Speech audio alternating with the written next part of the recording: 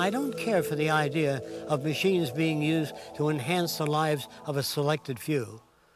They can serve the well-being of all people. And this is what the Venus Project's main concern is, to elevate all human beings to their highest intellectual and physical potential. Teleimmersion is much harder to do than virtual reality, but the experience of it is strangely much more ordinary. It really just feels like being with another person. That's what we're going for, some naturalness, something that we've never had in telecommunication before. What does the future hold for society?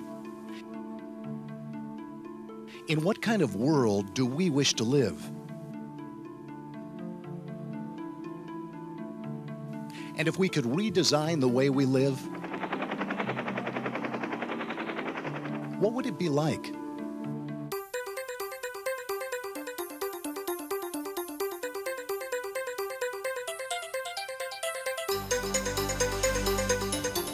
People will not change things today. They will not until the bottom falls out.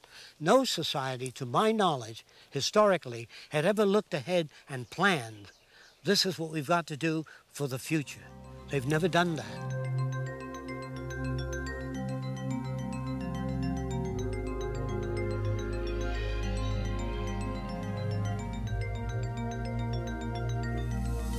The Venus Project calls for the redesign of a culture.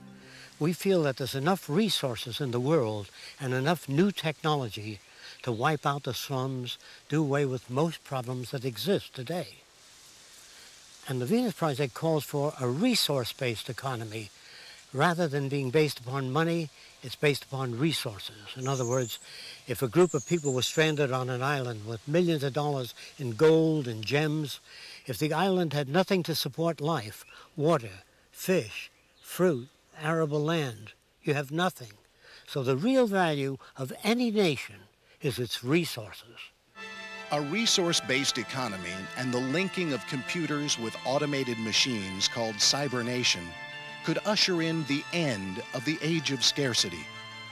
Hunger, war, crime, poverty, drugs, planned obsolescence, and the unnecessary suffering in the world today.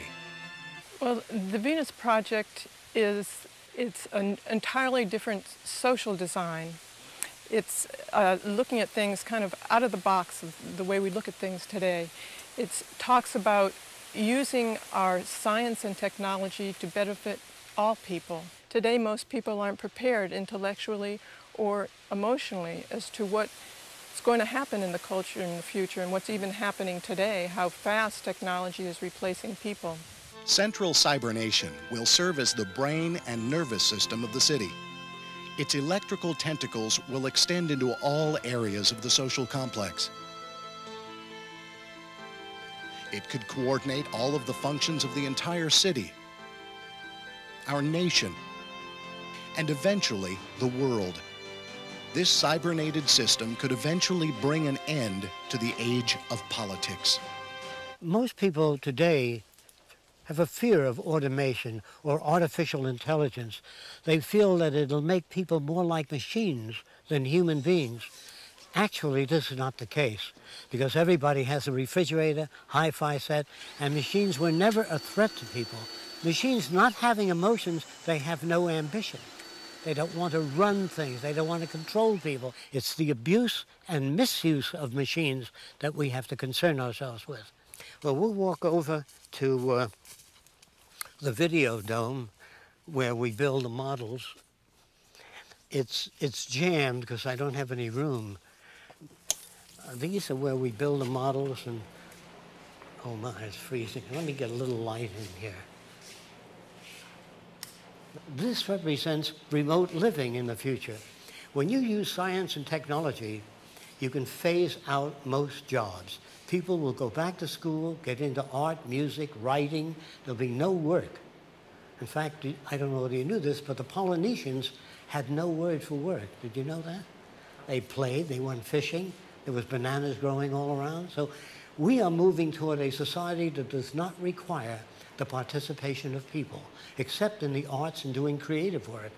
And their motivation is a world without poverty, no slums, no hunger, no lawyers, no businessmen, no banks, no money.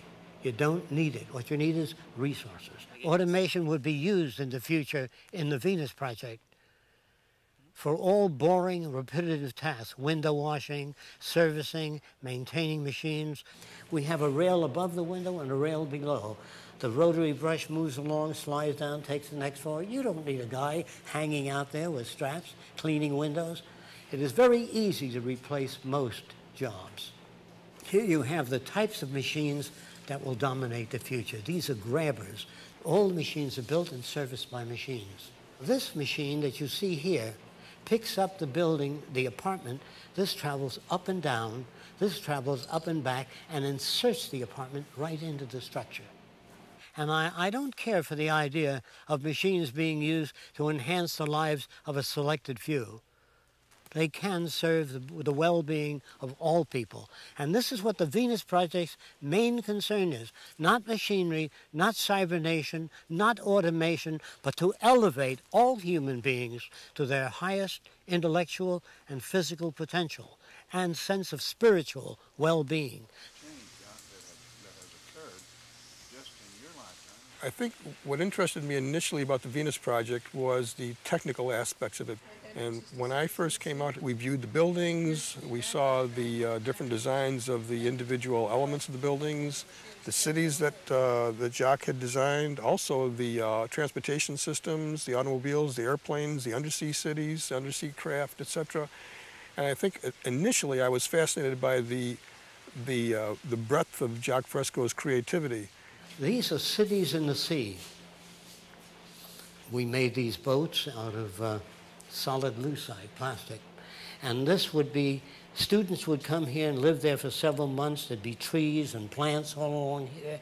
They'd ride bicycles in here, and do marine science studies. Take care of the ocean, make sure we remove the radioactive stuff we've dumped into the sea.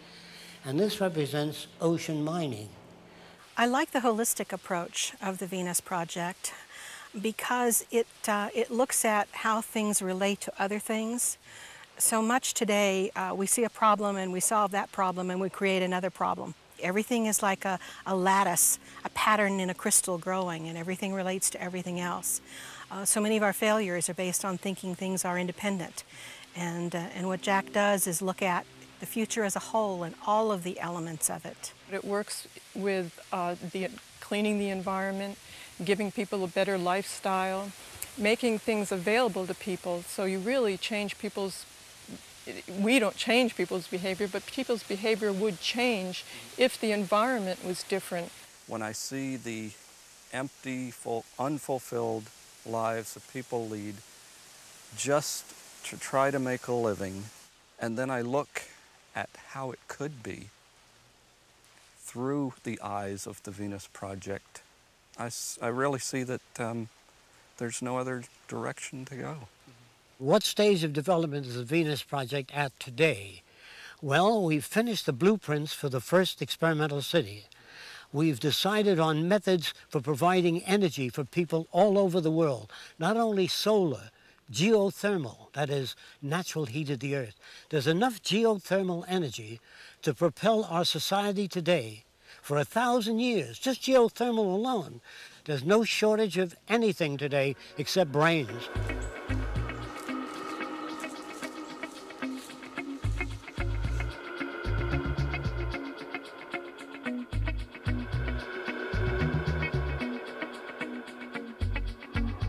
Now, on that land there, we intend to build a big dome called a Center for Dialogue, in which people can discuss any ideas.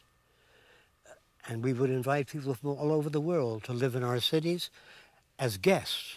And when they live in this section of the new city, and they like it, if they like it, would you be willing to join in this common heritage project? At some point, there has to be new thinking, and that's where Dr. Fresco and the Venus Project and his vision for the future comes in. If I had any criticism of it, it would be that it might be, so far, a little bit on the idealistic side. But long term, I don't think it is. the changes that have come about in humanity, thinking just within my generation, is remarkable. There was a time in this country and elsewhere across the world where communism was the thing of the future. And people had great hopes and expectations of the Soviet Union, and they have fallen. And we can be next. And we will be next somewhere along the way unless there are radical changes in the thinking. This is the government. This is the most important end of it. Government, okay? We have several satellites around the world that project a hologram of the Earth, 160 feet in diameter. You walk over to this computer and talk, and you say, how many planes are there in the air? A laser beam will show you every plane in the air, where they're located. It'll show you fish, hurricanes, ocean migration of animals, plant diseases, all over the world. No opinions, real information about the Earth.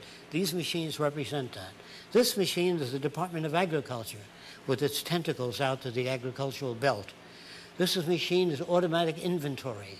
When you go to a supermarket and you take things, it automatically keeps a record and account of that and orders material. You don't need a guy with a notebook saying we need 50 boxes of oatmeal. These are computers that represent that. This is the government.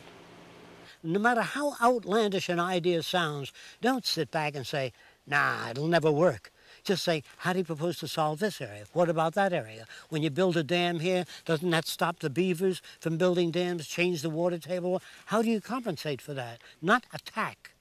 Attack is not the sharing of ideas. People have to learn how to speak. They have to learn how to inquire into things, not merely say it'll never work. I'm very optimistic about the future.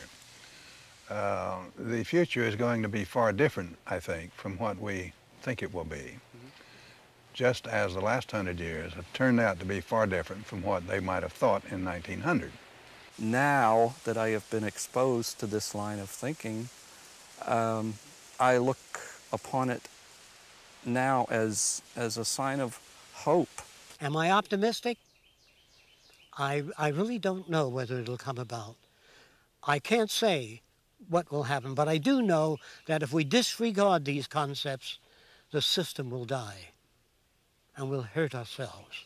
If you want a better world, you have to get up and make it better. And if you want a better relationship with other human beings, you have to earn it and develop it, not hope for it. You have to irrigate to make plants grow. You have to work at it.